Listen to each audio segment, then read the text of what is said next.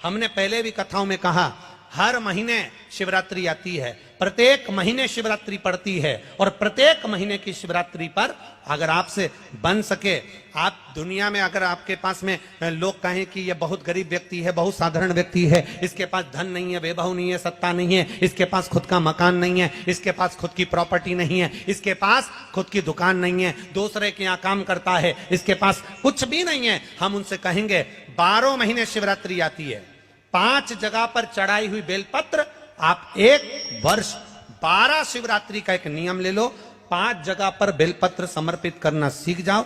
एक बेलपत्र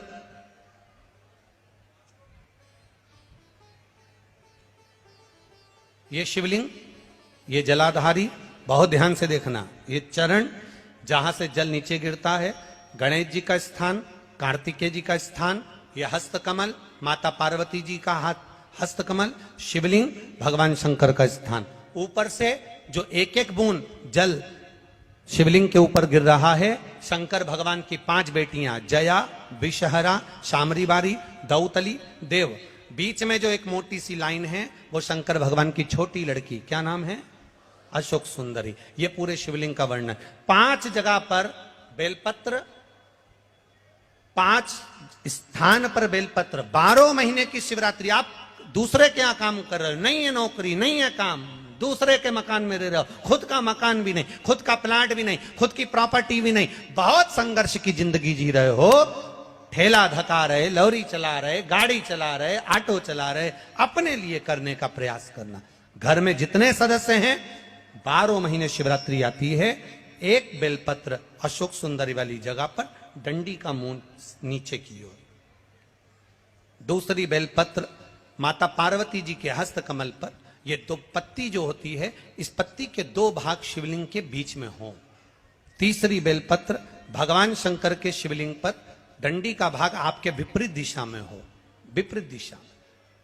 चौथी बेलपत्र भगवान शंकर का जहां से जल बहकर जाता है, जमीन पर जो जल बहता है, जमीन पे से जो जल बहकर जाता है, चौथी बेलपत्र उस जमीन के जल पर जहां से वो पानी बहकर जा रहा है, पूरे शिवलिंग को छोड़कर जहां से पानी जमीन पर बहकर जा रहा है उस स्थान पर। और 5वीं बेलपत्र नंदी का जो पांव ऊपर उठा हुआ है, उस पांव के पास में 5वीं बेलपत्र समर्पित करना। एक शिवरात्रि से लेकर 12 शिवरात्रि जो 1 वर्ष तक कर लेता है, 1 वर्ष अपनी कड़ी मेहनत के साथ में मेहनत पूरी करना। और ये 5 बेलपत्र, 5 बेलपत्र हर महीने जो शिवरात्रि आती है उस पे समर्पित करना प्रारंभ कर दीजिए और मेहनत करना प्रारंभ कर दीजिए। आपको आपके कर्म का फल मिलेगा। साल भर के अंदर आप अच्छे बनकर बैठ सकते हैं। शिवरात्रि 12 महीने आती है, 12 महीने, हर महीने शिवरात्रि।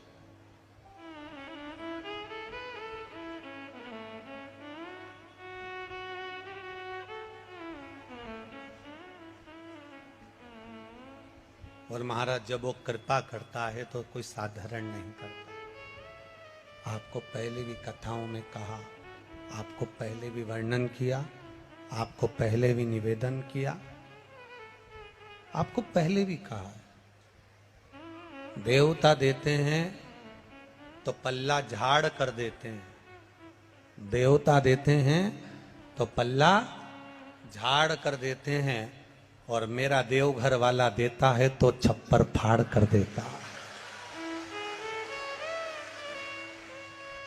मेरा देव अधिदेव महादेव देता है तो छप्पर फाड़ कर देता है। कोई साधारणता में मेरा बाबा कभी नहीं देता, साधारणता में मेरा बाबा देता ही नहीं। कपालेश्वर महादेव के सामने नंदी नहीं बैठा। अब एक बात बहुत अच्छी आई है शिव पुराण में, तो थोड़ा समझ लेना है उसको। शायद आपकी जिंदगी में कहीं काम आ जाए। जितने लोग टीवी पर सुन रहे हैं, आस्था चैनल पर सुन रहे हैं, फेसबुक यूट्यूब पर सुन रहे हैं, या इस खगड़िया नगर में श्रवण कर रहे हो, तो जरा ध्यान से सुनना। मान लो ये शिवलिंग, ये जलाधारी, किसी किसी मंदिर में नंदी मंदिर के बाहर होता है, गर्भगृह के बाहर। बोलो सही है कि गलत है? अब जरा समझ लेना बहुत अच्छे से हैं। किसी किसी मंदिर में नंदी जो मंदिर अंदर का होता है गर्भगृह, उस गर्भगृह से बाहर होता है। किसी किसी मंदिर में नंदी का जो शिवलिंग होता है भगवान का, उसके सामने जो जलाधारी होती है, नंदी उसके सामने होता है। बोलो करें दर्शन। किसी किसी मंदिर में नंदी, शंकर भगवान में मंदिर में अगर छोटी जगह है तो साइड में भी नंदी हो जाता है। करें दर्शन। कहीं कहीं शिवलिंग है, जलाधारी है, सब कुछ है, गणेश जी नहीं है, कार्तिकेय जी नहीं है, पार्वती जी नहीं है, केवल शिवलिंग है, जलाधारी है और नंदी है। करें हैं दर्शन। किसी किसी मंदिर में केवल शंकर भगवान का स्वरूप विराजमान है, शिवलिंग विराजमान है, नंदी नहीं है। तो शिव महापुराण की कथा यहां वर्णन कर रही है, उसको जरा समझिएगा। शिव पुराण कहती है, भगवान शंकर का चरित्र कहता है, शिव तत्व कहता है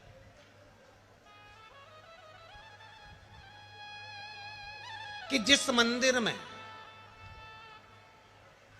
नंदी जहां विराजमान, जिस जगह पर विराजमान है, सामने बैठा हो, गर्भगृह के बाहर बैठा हो, या तिरछे में बैठा हो, या शिवलिंग जिस भाव से विराजमान है, आप अपनी जो आराधना कर रहे हो, आप अपनी जो भाव से पूजन कर रहे हो, आराधना कर रहे हो, सेवा कर रहे हो, उसमें तुम्हारे भीतर ये भेद नहीं आना चाहिए कि इस मंदिर में नंदी तो बाहर है ही नहीं, तो मैं पूजन कैसे करूं। इस मंदिर में तो नंदी सामने बैठा है, तो मैं पूजन कैसे करूं। इस मंदिर में नंदी तिरछा बैठा है, तो मैं इसकी पूजन कैसे करूं। इस मंदिर में तो पार्वती जी नहीं है, गणेश जी नहीं है, सदानंद कार्तिकेय जी नहीं है, तो मैं पूजन कैसे करूं। शिव महापुराण की कथा कहती, ये भाव हमारे भीतर नहीं आना।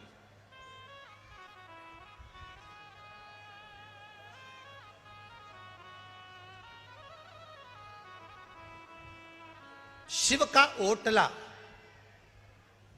ओटले से मतलब है कि कहीं कहीं वृक्ष के नीचे भगवान शंकर बैठे रहते हैं, तो वहां मंदिर नहीं होता, केवल एक ओटला है, केवल ओटला, और उस पर शिवलिंग रखा हुआ है। केवल एक ओटले पर भगवान शंकर का शिवलिंग रखा है। या मंदिर है, गर्भगृह है, बड़ा चौक नहीं है।